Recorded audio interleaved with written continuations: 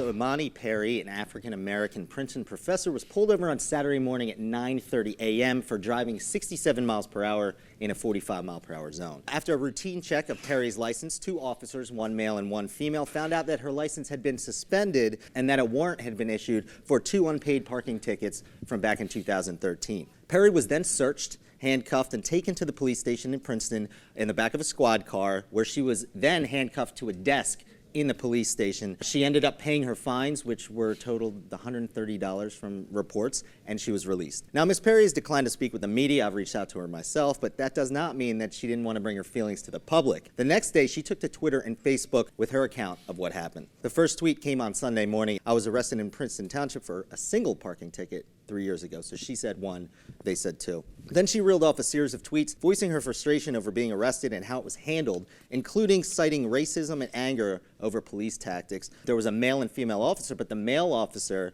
did the body search before cuffing me and putting me in the squad car. Also, I don't consider a strange man's hands on my waist and inner thighs non-invasive.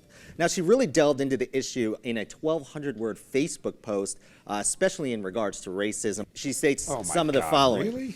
The police treated me inappropriately and disproportionately. The fact of my blackness is not incidental to this matter. I hope that this circle of attention will be part of a deeper reckoning with how and why police officers behave the way they do, especially towards those of us whose flesh is dark. You can read the full post by clicking on our Facebook page. Now, I did make contact with the Princeton Police Department, and they were nice enough to answer some of my questions. I asked them what was her demeanor during the arrest. They said that she was polite and cooperative. I specifically asked them about the certain tweet about the invasive touching of her inner thighs and said, was there anything inappropriate? He answered that. At this point, we have no reason to believe that the search was improper. Sometimes there's a male cop who's driving alone. So if he's got to do an arrest, if he's going to make an arrest, he's going to pat the suspect down, whether they're male or female. The chief addressed that. There's 8 female officers in Princeton Police. So he said whenever we can, if there's a female present, she can do it or she can watch, but that's not always the case, and that's not against protocol,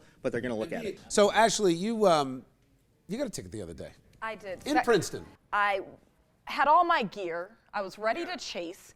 And I forgot my purse, which has my wallet, which has my license. So I'm doing 42 and a 35, and I couldn't see a speed limit sign for a long time. And then all of a sudden, I noticed the cop was behind me. And finally, I see 35 miles per hour, and I slow it down. It took her a while to actually put her lights on. I will say, because of the race issue, I was scared, and I just cooperated. I would say her tone itself was as if she wanted to see if I would add more fuel to the fire. And so she looks me up, saw that it was good. But the other element was I didn't have my registration because I'm driving my dad's car. Yeah. And so it was a double whammy. She ended up giving me a can't recognize your license plate little thing, and so she cut you a break. She cut me a break. If you're driving without a license, she could have thrown you in jail for up to a year. So she really cut you some slack there. I've actually